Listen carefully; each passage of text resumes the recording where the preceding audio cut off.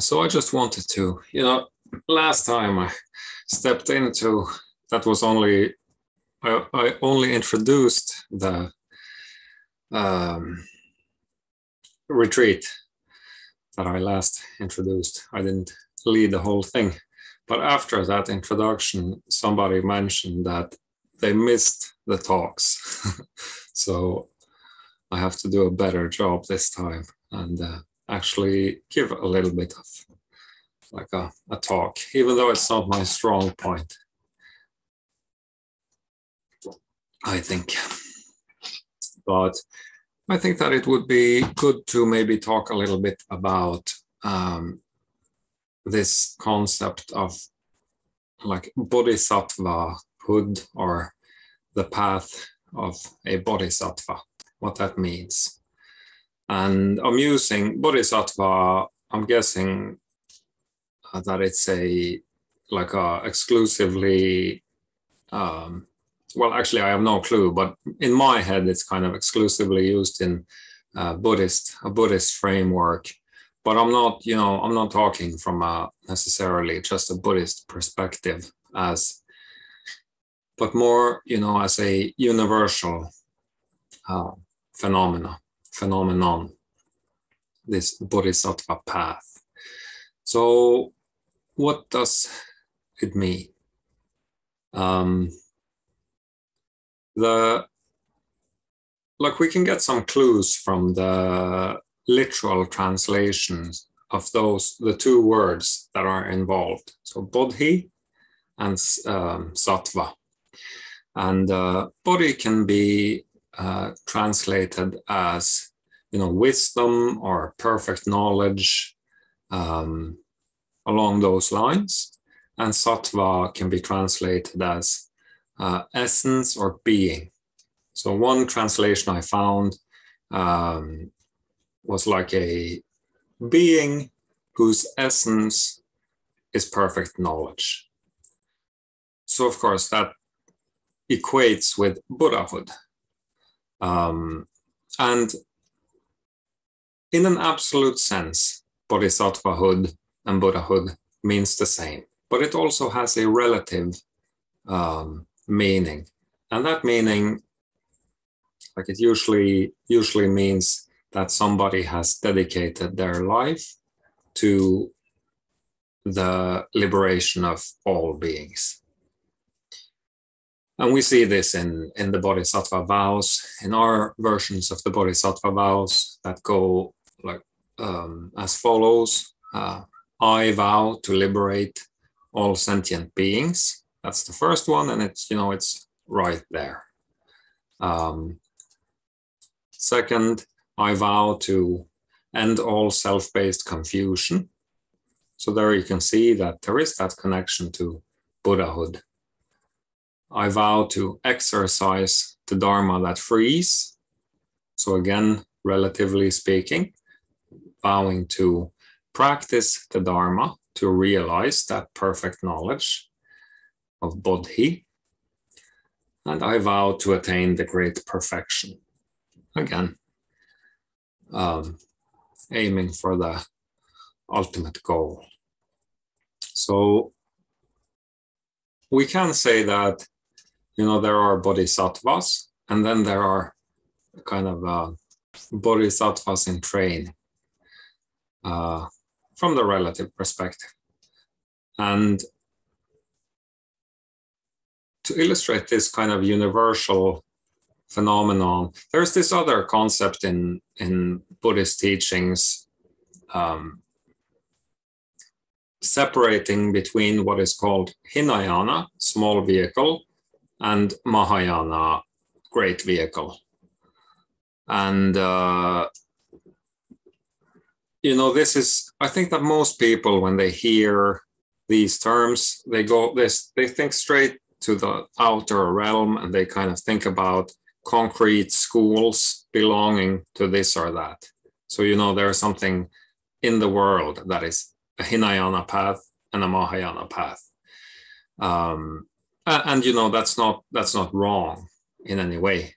But the way that I view it more is that we are talking about mind states. So we're talking about inner states of either Hinayana or Mahayana. And this, the distinction between the two, Hinayana small vehicle and Mahayana great vehicle, is that the practitioner whose mind is on the Hinayana path practices primarily for their own well-being.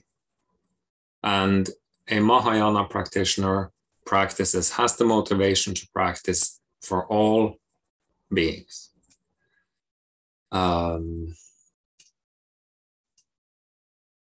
So, the way I see it, that you can have a practitioner, like in Buddhist terminology, somebody wearing a saffron monk robe, which is associated with Hinayana. You can have that outer, like they're wearing that clothes, but mentally they can be firmly placed as a bodhisattva, a practitioner on the Mahayana path, practicing for the liberation of all beings. So that's what I mean, that it's primarily inner. My understanding of it is that, there are mind states. And, the same way you can have practitioners of, say, Zen or Vajrayana, who traditionally belong to Mahayana, who do not practice for all beings, and thus by definition are not actually Mahayana practitioners. So anyways, it's an inner state, and it's something that we cannot count on having received empowerment and thus and practice Vajrayana, and that's enough for us to be, bodhisattvas in training, compassionate beings in training. We have to actually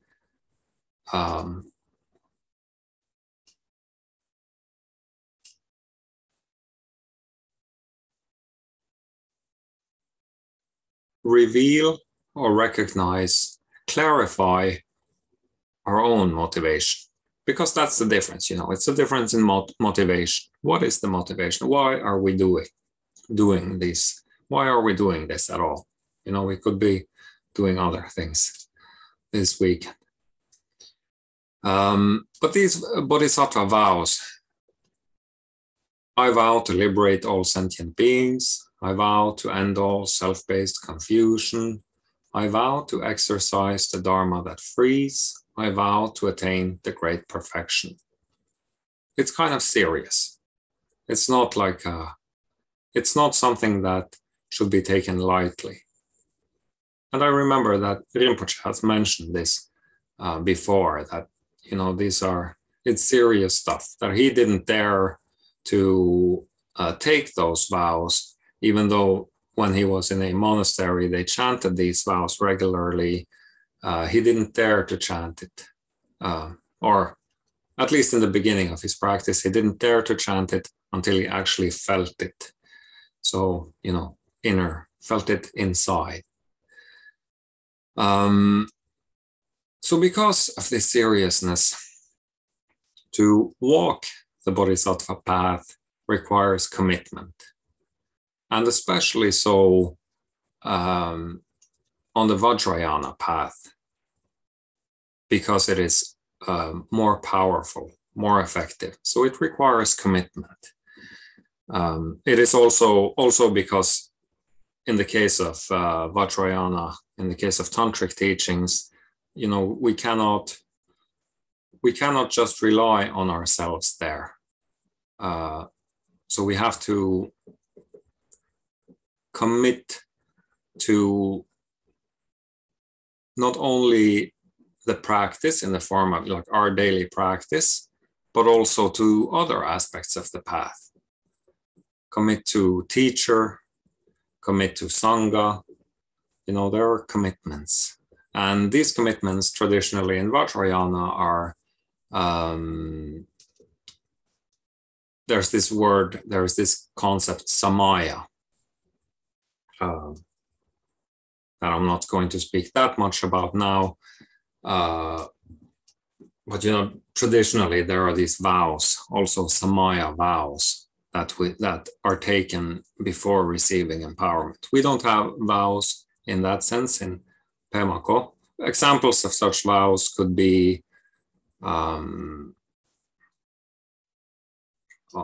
actually have to check that because I can't remember it word by word.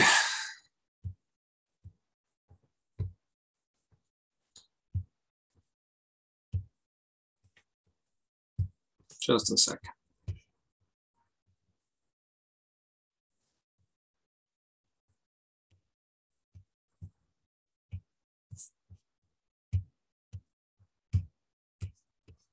So, for example, there's this traditional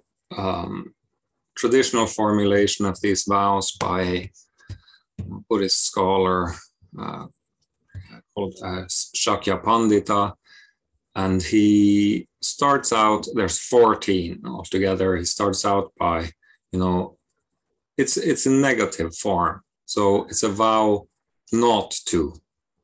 So a vow not to disrespect the Vajra master, one's guru, one's teacher, not to transgress the words of the Buddhas, not to insult one's Vajra brothers and sisters. Vajra brother and sister refers to those, like the practitioners in the same community. Not to abandon love for all sentient beings, and also, interestingly, in the context, not to denigrate women, this is written quite a long time ago. So hence the surprise, not because it's out of order or out of, you get what I mean. So, but we don't have that, but still, this commitment, this commitment to practice correctly, commitment to actually listen to teacher, for example, are important. And it is not so much so because the practices in themselves, the practice is so difficult. It's more because of the nature of samsaric minds, of cyclic minds, and how, like, the many pitfalls, I've had this happen to myself, that there's this little seed of an idea or some doubt or some annoyance that just, if it goes unchecked, it kind of just grows, and it becomes a much bigger problem. So that seems to be the nature of, cyclic minds, that they kind of cycle around these small issues. So, for example, since tantric teachings depend on a teacher, there is no tantric practice without, and there's a relationship there, and relationships can be complicated. One of the most complicated things that we have to deal with in our lives are relationships with other people. We kind of need some overarching certainty or trust or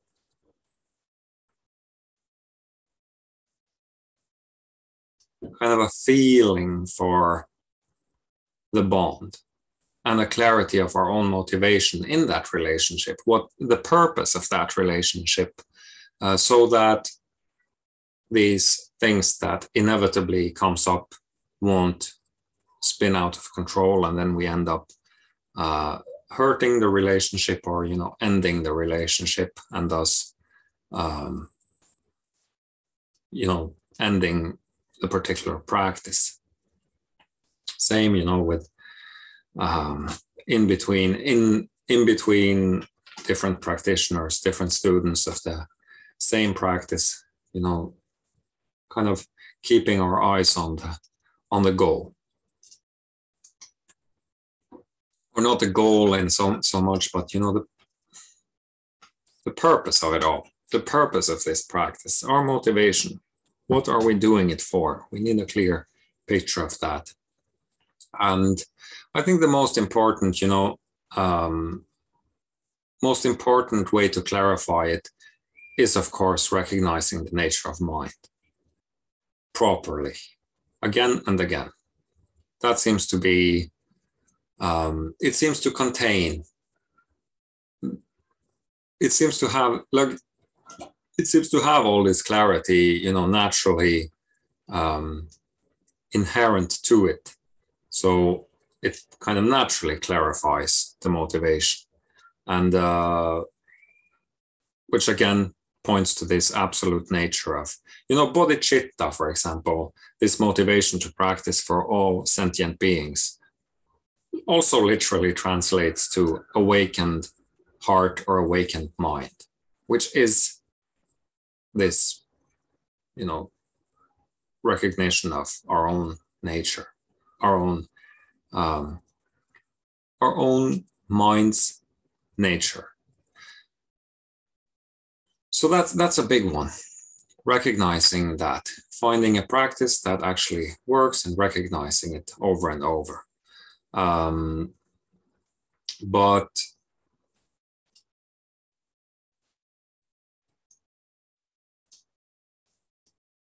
there are also things that we can do on a relative level.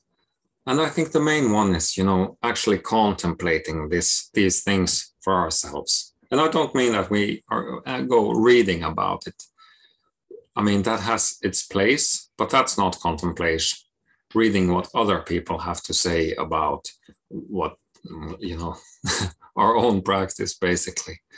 But bringing different topics that we want to clarify into meditation, and then, it stays in the background. That's my experience, that if we bring something into meditation, we don't necessarily resolve it straight away, but it kind of works in the background, keep thinking about, like, not hardcore thinking to figure it out, but kind of contemplation. I don't know, like a better word for it.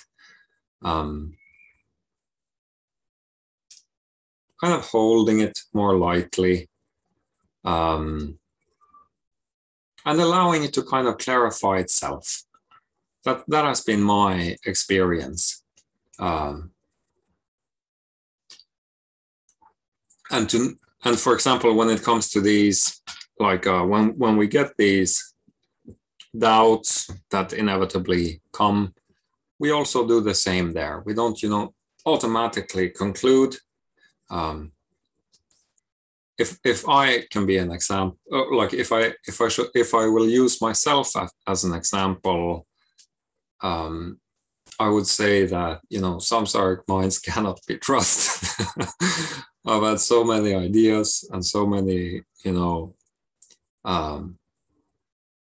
something that seemed very clear in one moment, and then only to one given time, seeing other perspectives of it, it kind of is not necessarily completely off, but at least, exaggerated. So I'm not saying that one shouldn't trust oneself, of course, like that one isn't to be trusted, but not to have too much confidence in one's own immediate conclusions, giving things some time. But that's kind of besides the point when it comes to contemplation. But, traditionally, there are some topics that can be contemplated to reveal this, to strengthen and clarify our motivation.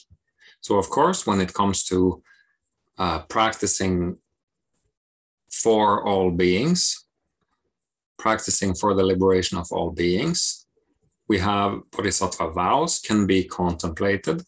That is, you can, not necessarily just chant them like that, But that's, that works, practicing it, chanting it, and then feeling into it. But kind of having a more loose, more casual meditation on it. Like, what does it mean to liberate all sentient beings? Kind of getting a sense of what kind of grandiose statement that is. But also, maybe getting some insight into how it can be more concrete.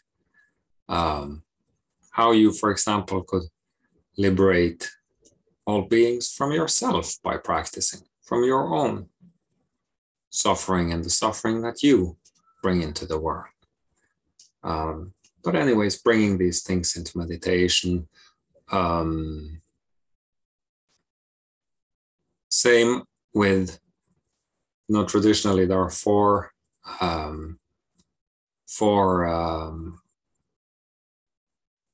so-called four thoughts that turn the mind towards Dharma, which can be summarized in impermanence. So the fact that, actually thinking about, feeling into the fact that we have no idea how much time we have for practice. Like I feel like I have plenty of years, plenty of tomorrows to do things. But, once we really start feeling into this, we realize that that's not necessarily the case. We have no clue. That definitely strengthens and clarifies motivation. Feeling into the second one, suffering. So, our own suffering is one thing, but through our own suffering, through contemplating our own suffering, we can come to the certainty that this suffering is the same for other beings. It's not just, ourselves that are stuck. There's also karma, or better way to put it, causality, that actions and consequences. So Guru Rinpoche has this quite famous quote: if you want to know your past life, look at your present condition. If you want to know your future life, look at your present actions. So actions, literally karma. So, karma, actions have consequences in the future. And the way that we practice now will determine the way that our future will be. And, the traditional formulation of the last one is, precious human birth. But I think it's more potent to speak of our precious human birth as a practitioner who has the potential to realize Buddhahood in this very lifetime. Because if human birth is, I don't know how, the idea is that it's so rare. But if that is rare, and looking at all the human beings around us who have no clue about how to get out of their own self-based suffering, actually having the opportunity to do so, actually contemplating that and feeling it and recognizing the value or the preciousness of our current situation also is a very powerful practice. So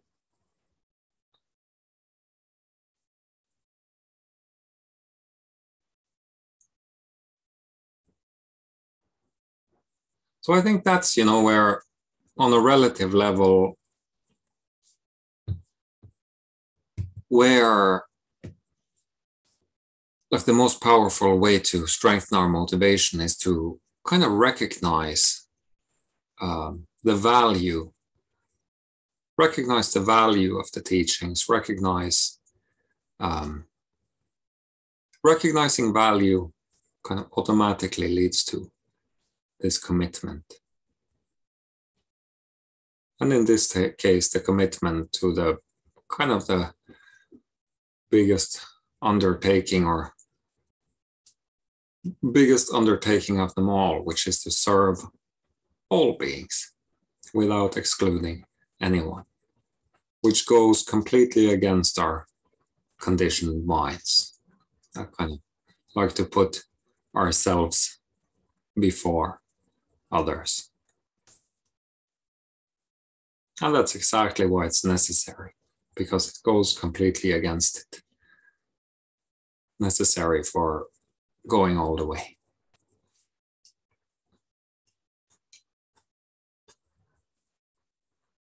So I think that's, that's what I wanted to say.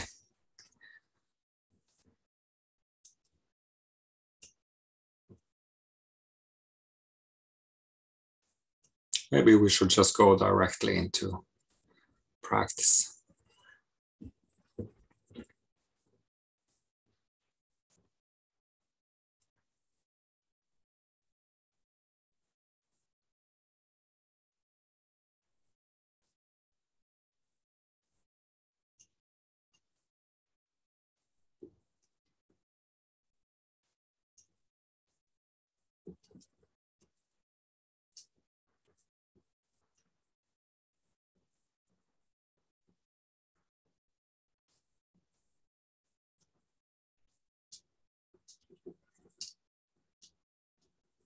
So this contemplation is not an intellectual endeavor. It's a feeling. Feeling with the whole being. The value of teachings that liberate.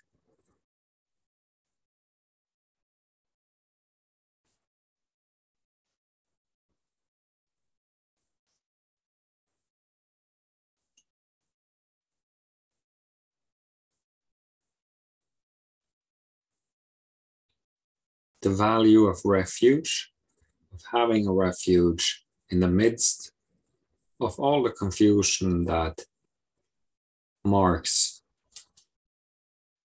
everyday life when stuck in identification with a conditioned mind. There's a lifeline.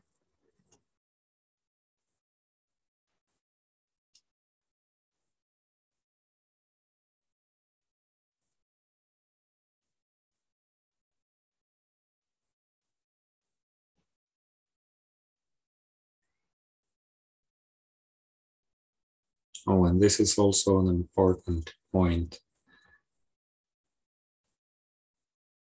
Having been given this opportunity,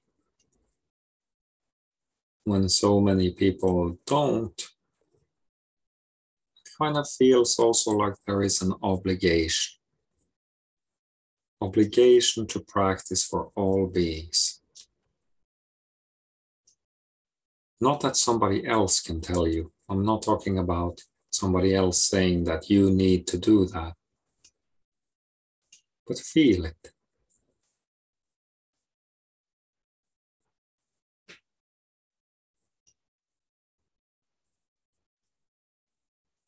Does it not make sense to go all the way when you have the chance for the sake of all beings?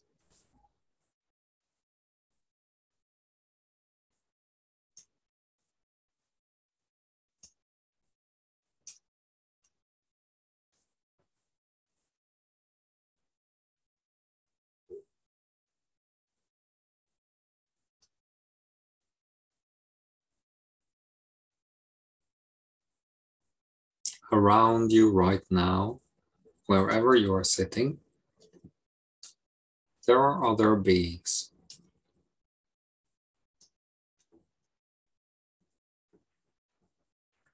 In the immediate, closeness most likely, but at least, seeing that we all share the same physical space, all beings are around you.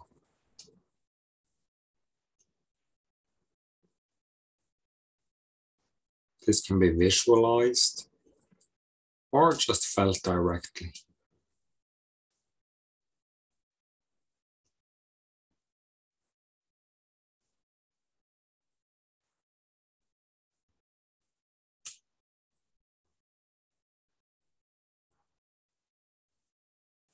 And most of these people have no clue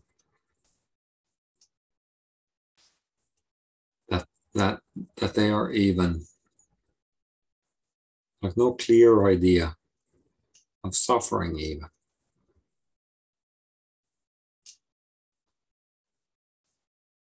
But because the conditioned mind seeks outside of itself for fulfillment, it will never be fulfilled.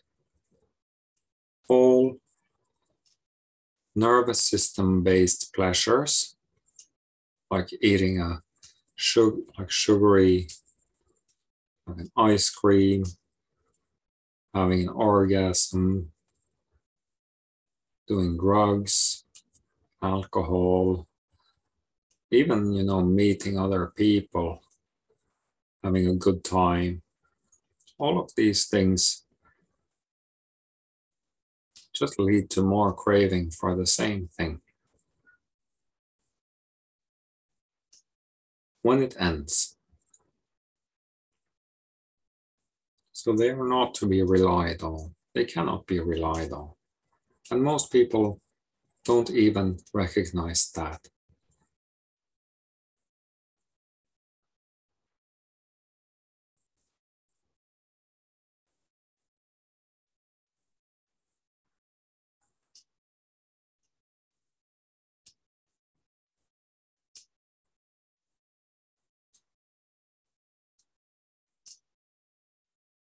And when they do,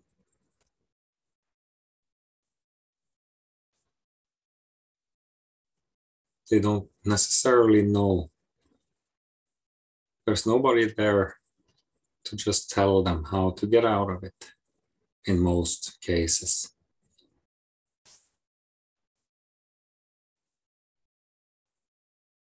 So they live with this vague sense that something's off. And even if they find some method, most likely it will not lead to a permanent solution because it's so rare, incredibly, like mind-bogglingly rare with teachings that go all the way.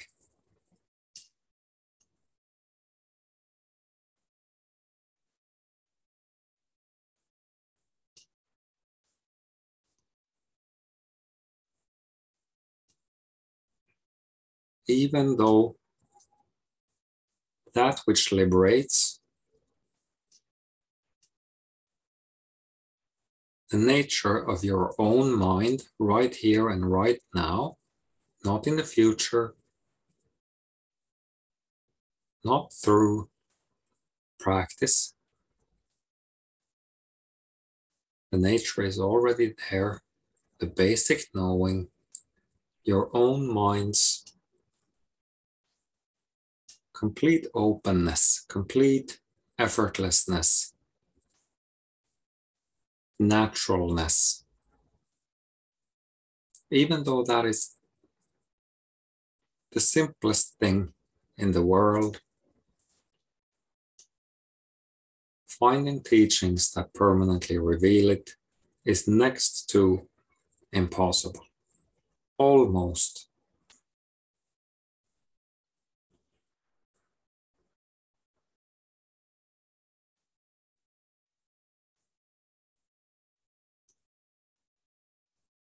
And many people would give their, I don't know the English expression, give their left arm.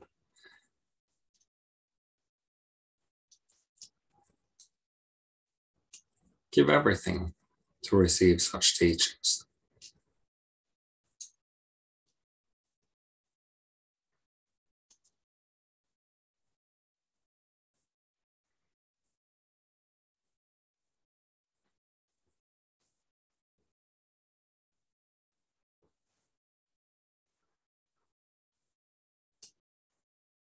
So now that we have the opportunity, we have the teachings,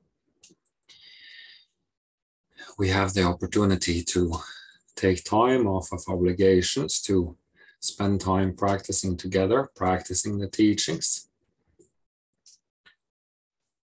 Let's dedicate this retreat, this practice to all sentient beings around us, all those less fortunate than ourselves, those who cannot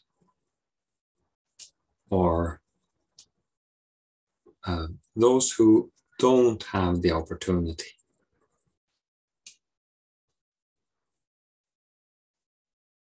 We dedicate the practice, this retreat, to all sentient beings.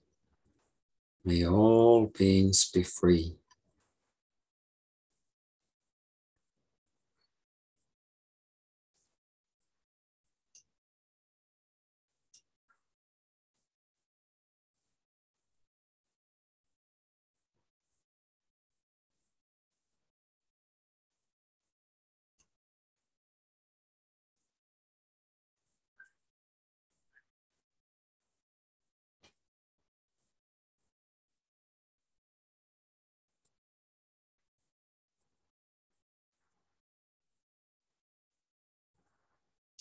You can repeat this to yourself if you wish to make it stronger. May all beings be free.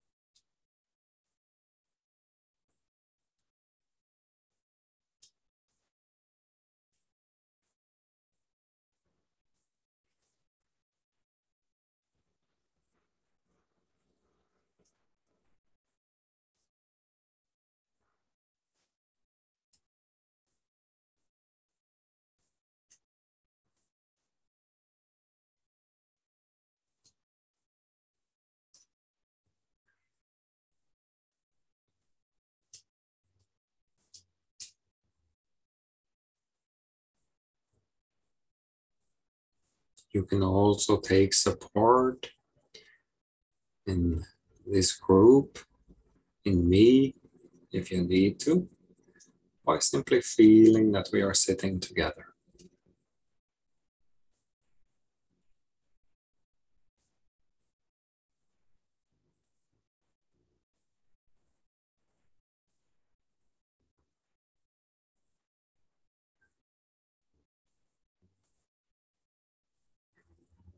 May all beings everywhere be free of this self-based confusion. May all beings recognize that they are themselves the complete freedom, complete openness that they seek. That it's them. It's not outside. It's the very own being of all beings. May all beings be free.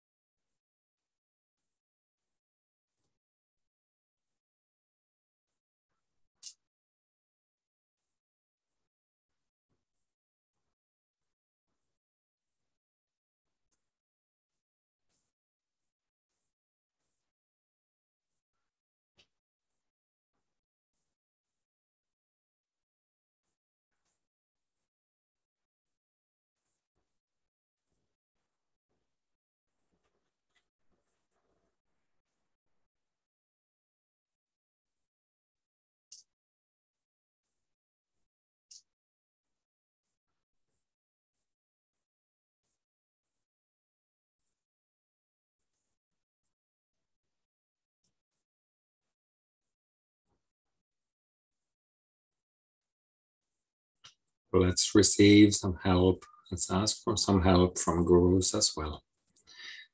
Dear Guru Rinpoche, dear Yeshe Tsogyal, please come sit with us. Come help us realize our inherent motivation to practice for the benefit of all beings. Please help us recognize the nature, the compassionate nature of our own empty minds, own complete openness. Guru Rinpoche, Yeshe Tsogyal. Guru Rinpoche, Yeshe Tsogyal. Precious teacher and ocean of wisdom, please come sit with us, revealing yourselves in our bodies, in our minds, for the benefit of all beings.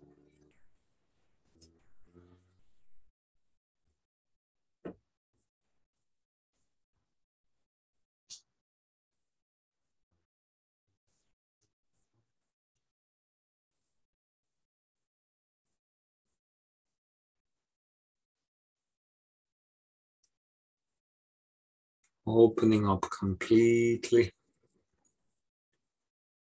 Feel what happens in the body.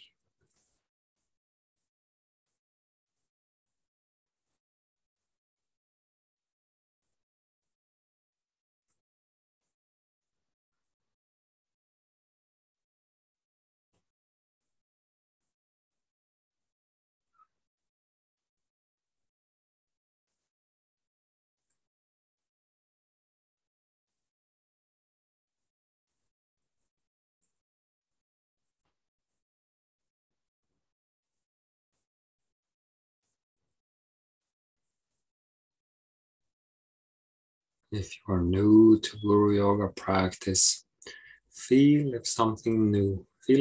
See if you can feel something new. That goes to experienced practitioners as well. See if you can feel something new. When we ask for blessings, we receive, we absorb, we observe.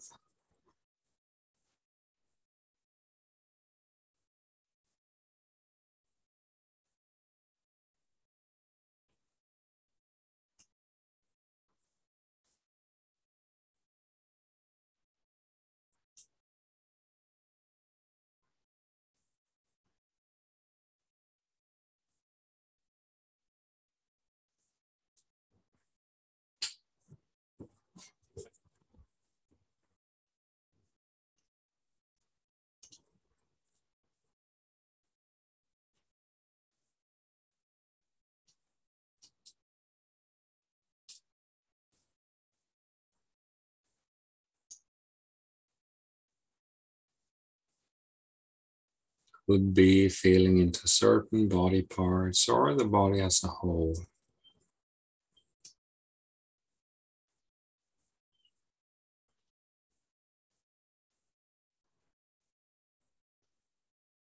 But we don't struggle to get it. We simply open up, being receptive. The blessing comes naturally. There is no stopping a blessing if there is a sincere request.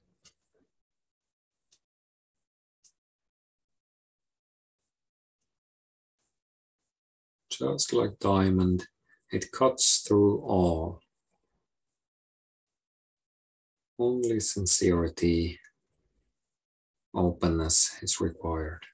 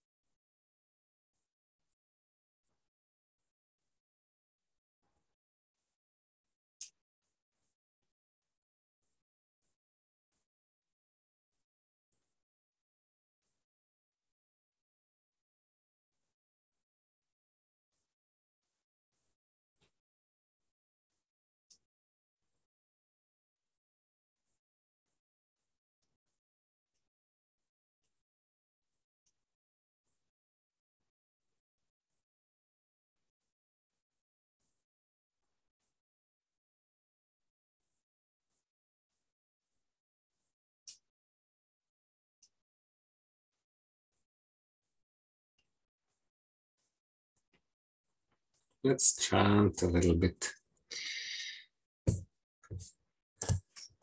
Let's write the mantra.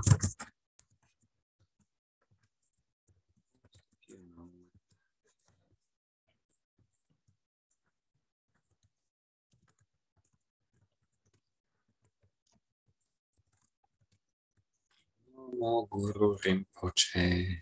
Namo Yeshe Tsogyal. To the root of our practice. And when we chant to all beings around us, as if we are filling all the physical space that beings dwell in with the vibrations, with the illuminating energy of the mantra. So completely relaxed, allowing it to resonate out from our physical bodies.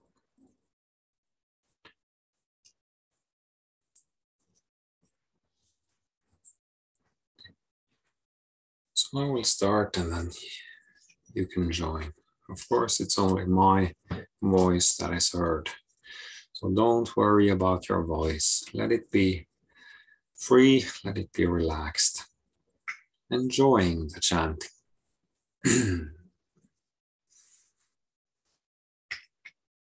Namo Guru Rinpoche. Namo Yeshe Tsogyal. Namo Guru Rinpoche. Namo Yeshe Tsogyal. Namo Guru Rinpoche. Namo Yeshe Tsogyal. Namo Guru Rinpoche. Namo Yeshe Tsogyal. Namo Guru Rinpoche. Namo Yeshe Tsogyal. Namo Guru Rinpoche. Namo Yeshe Tsogyal. Namo Guru Rinpoche. Namo Yeshe Tsogyal. Namo Guru Rinpoche. Namo Yeshe Tsogyal. Namo Guru Rinpoche. Namo Yeshe Tsogyal. Namo Guru Rinpoche. Namo Yeshe Tsogyal. Namo Guru Rinpoche. Namo Yeshe Tsogyal. Namo Guru Rinpoche. Namo Yeshe Tsogyal.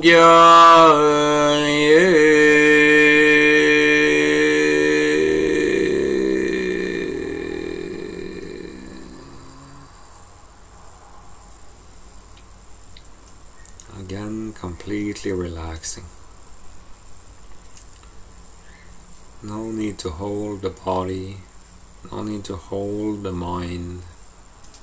Giving in to the blessing that comes completely naturally.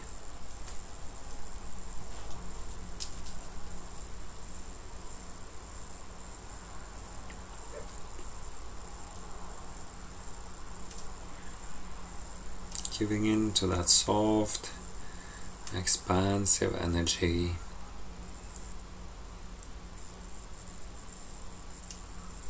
joyful,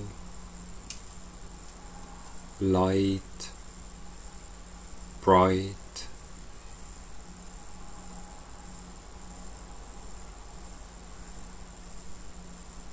and safe.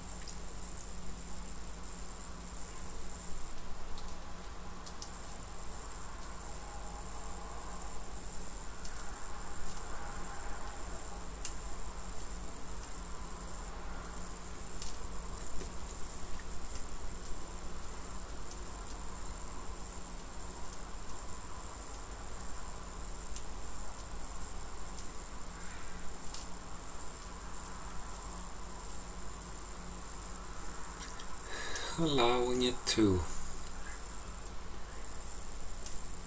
soak into the physical body, physical flesh,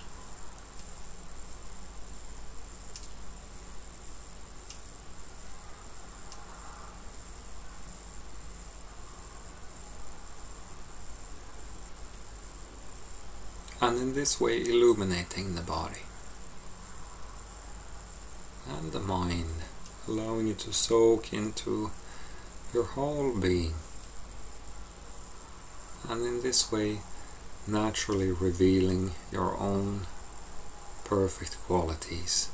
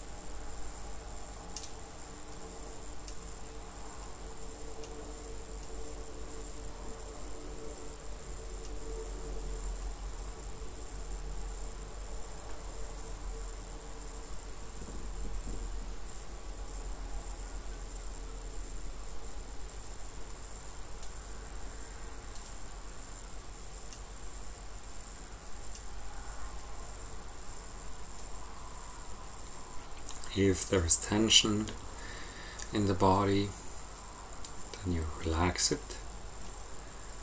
If you get carried away by thoughts or emotions, again, see if you can sense or feel something new. That's a way of reconnecting with a blessing. So we don't need to use a lot of effort, concentration, but we do need to make the connection.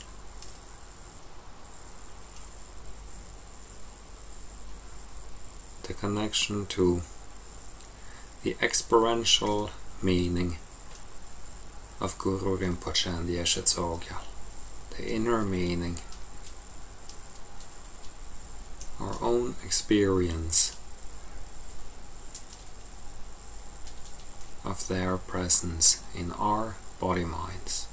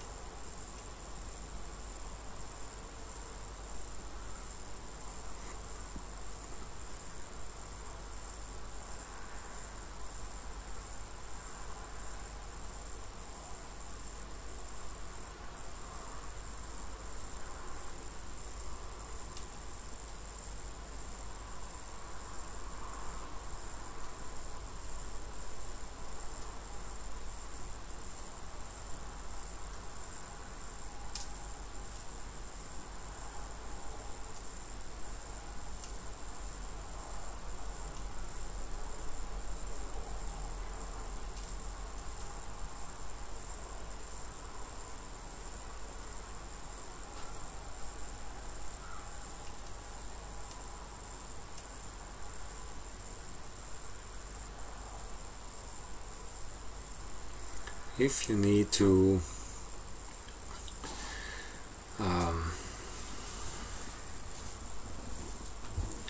if you are very tired and falling asleep,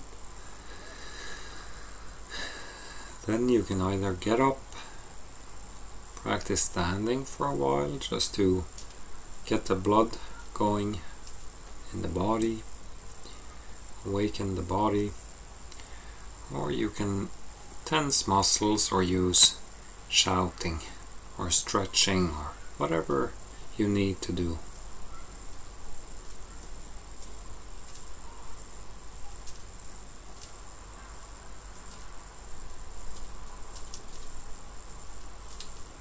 Otherwise, we keep relaxing into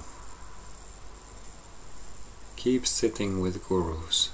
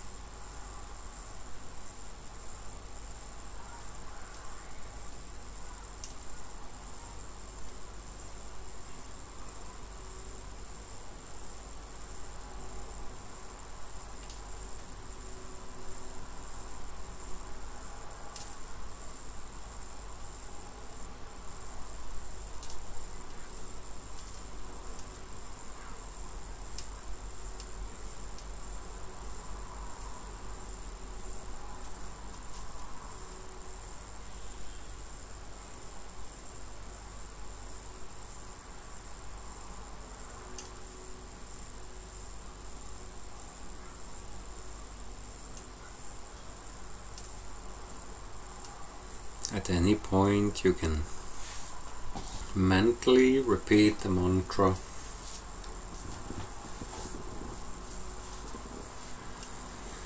You can repeat the mantra mentally and feel into certain body parts if you need to, or in the aura.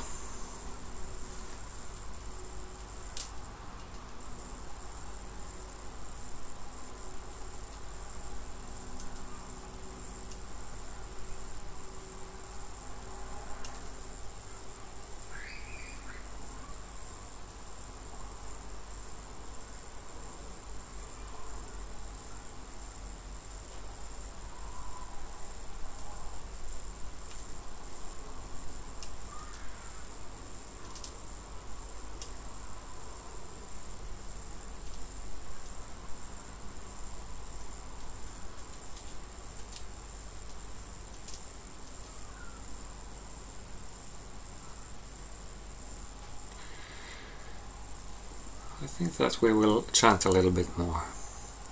So, if you don't know the centers, the 18 centers of the body and the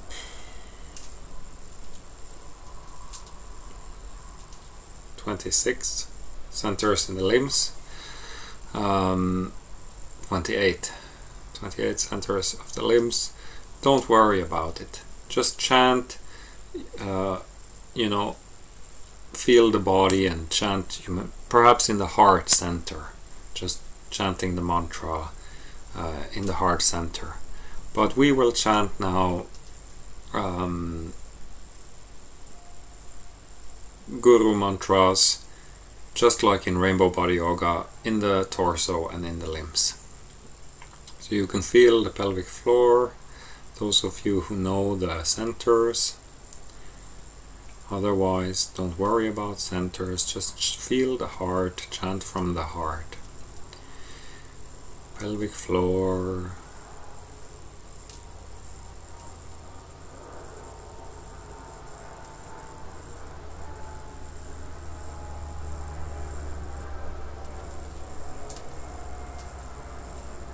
And we will move, so we chant one line in each. So Namo Guru Rinpoche, moving to next. Namo Yeshe Tsogyal Ye, moving to next. No, actually, let's do 2 lines per. So Namo Guru Rinpoche, Namo Yeshe Tsogyal, then moving to next center, and so on. Let's begin. Pelvic floor. Inhale. Namo Guru Rinpoche, Namo Yeshe Tsogyal Ye, Namo Guru Rinpoche, Namo Yeshe Tsogyal Ye, Namo Guru Rinpoche, Namo Yeshe Tsogyal Ye, Namo Guru Rinpoche, Namo Yeshe Tsogyal Ye, Namo Guru Rinpoche, Namo Yeshe Tsogyal Ye, Namo Guru Rinpoche, Namo Yeshe Tsogyal Ye, Namo Guru Rinpoche, Namo Yeshe Tsogyal Ye, Namo Guru Rinpoche, Namo Yeshe Tsogyal Ye, Namo Guru Rinpoche, Namo Yeshe Tsogyal Ye, Namo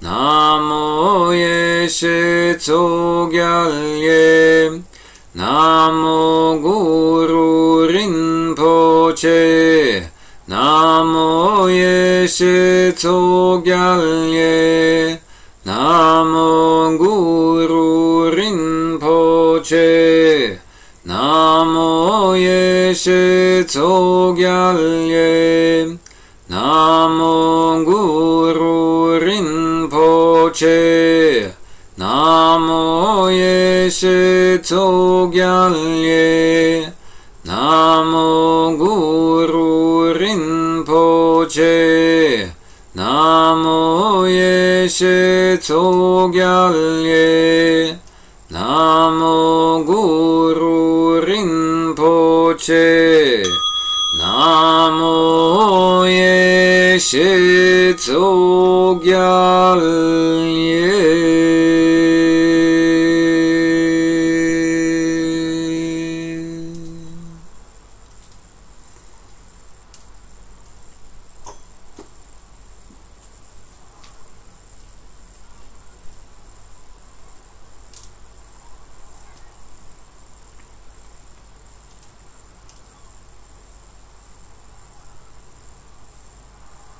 Again, relaxing the body.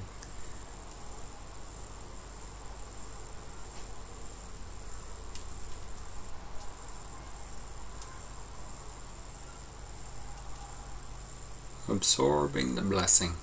Whether it feels like the blessing is coming from, outside of the body and entering, filling the body this way, or perhaps if it just feels like it arises within, that the body is illuminated from within. It doesn't matter. In both cases we allow the blessing to do its thing.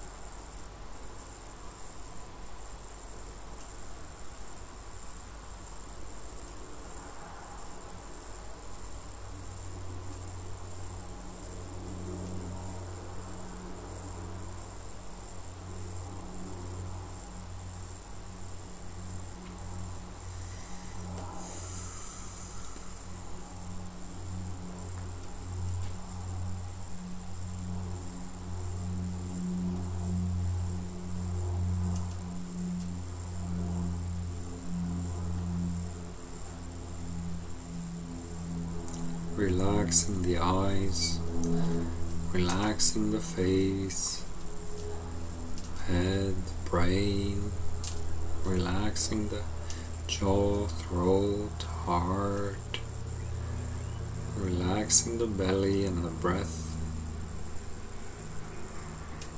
relaxing relaxing the whole body.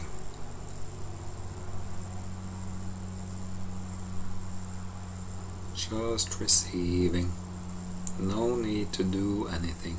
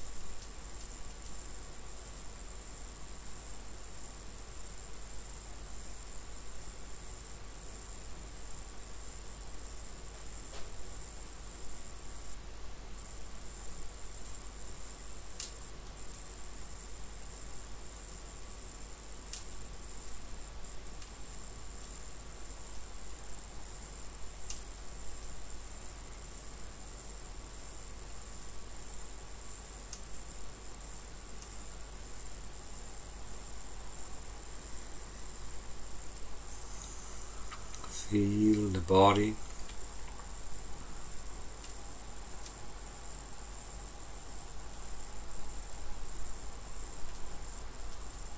Basic openness of the body, basic aliveness and the stability of the body.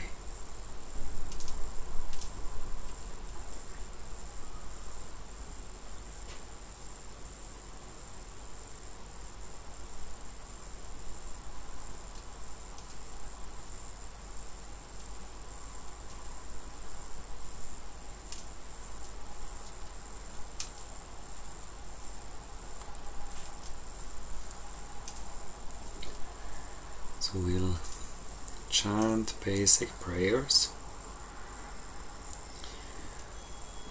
First, offering our thanks to Guru Rinpoche and Yeshe Tsogyal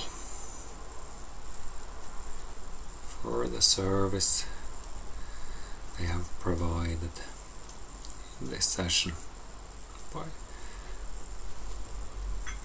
by offering their presence.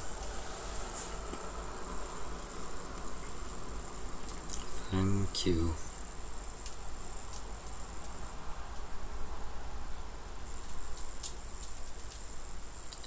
So if you don't know basic prayers, just listen. We'll start with Bodhisattva vows.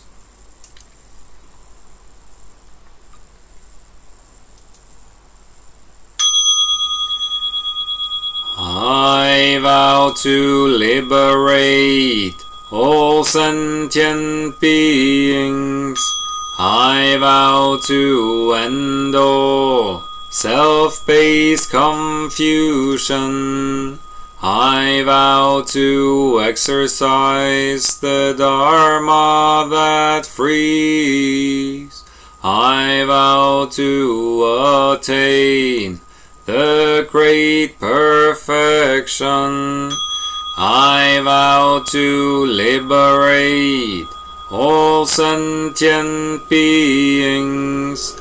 I vow to end all self-based confusion. I vow to exercise the Dharma that frees.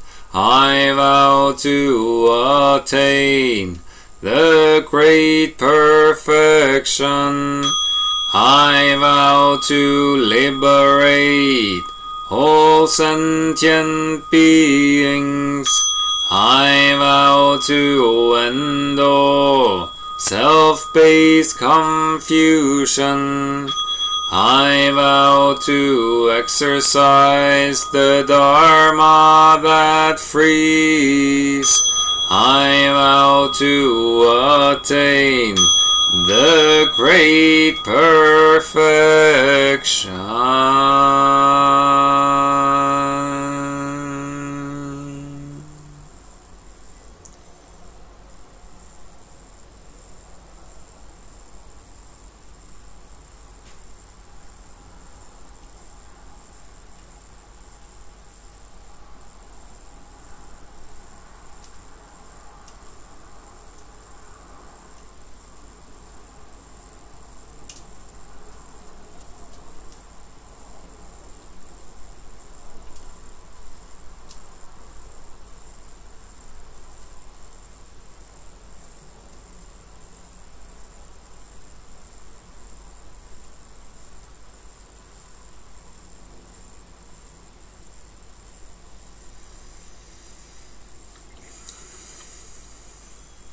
Relative refuge.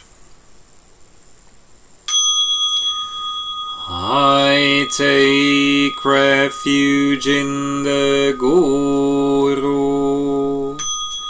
I take refuge in his pure land. I take refuge in the Buddha. I take refuge in the Dharma. I take refuge in the Sangha. take refuge in the Guru. I take refuge in his pure land. I take refuge in the Buddha.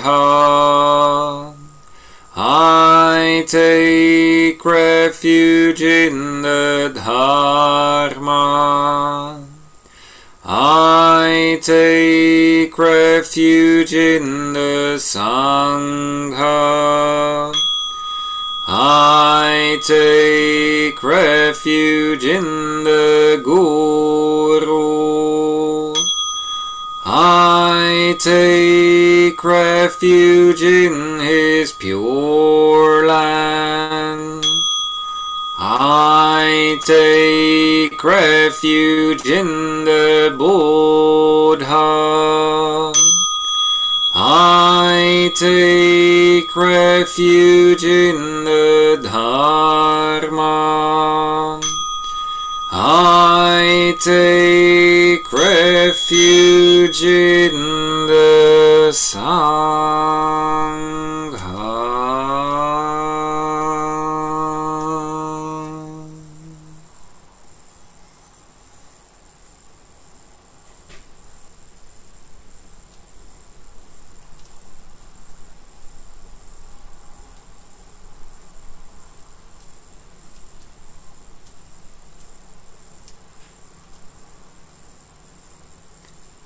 Like with all chants, all practices, feeling it, absorbing the blessing.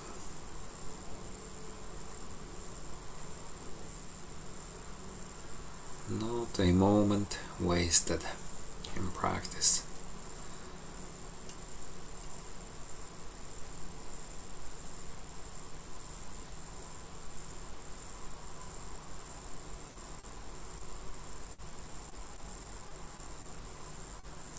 Relative refuge, absolute refuge, I mean. I am the Guru, I'm in the Pure Land. I am the Buddha, I am the Dharma, I am the Sangha. I am the Guru, I'm in the Pure Land. I am the Buddha, I am the Dharma, I am the Sangha. I am the Guru, I'm in the Pure Land. I am the Buddha, I am the Dharma, I am the Sangha.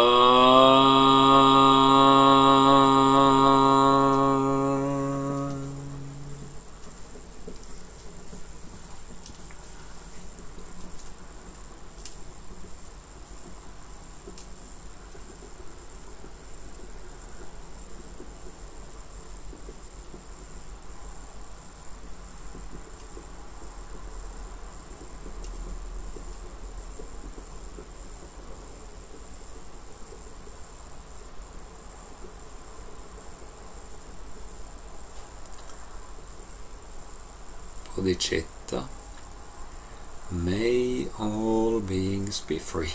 3 times. May all beings be free.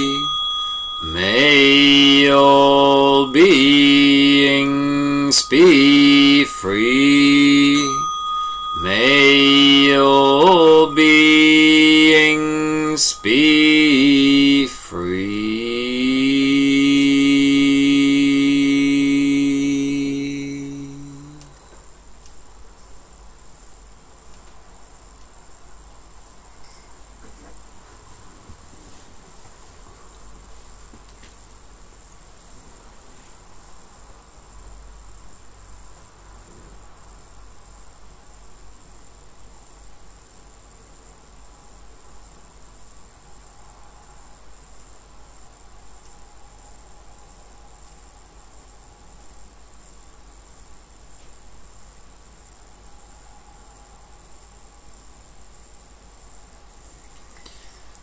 All beings are free. All beings are free. All beings are free. All beings are free.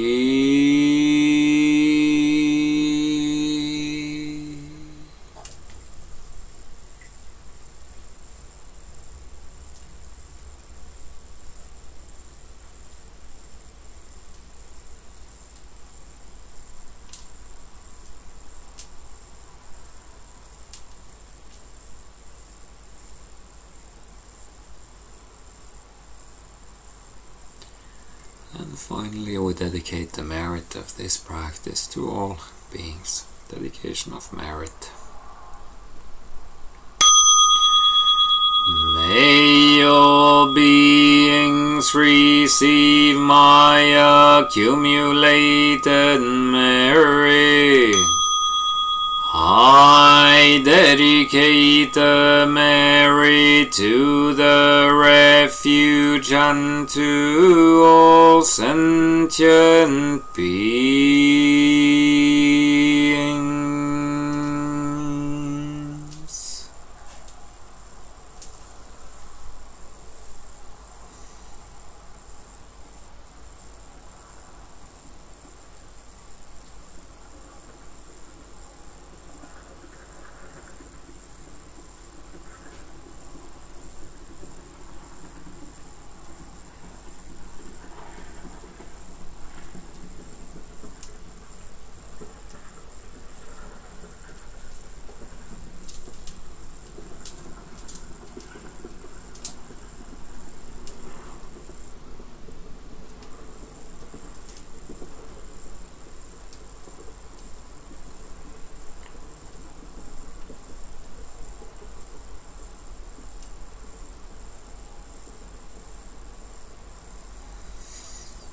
And let's put our palms together and make a bow.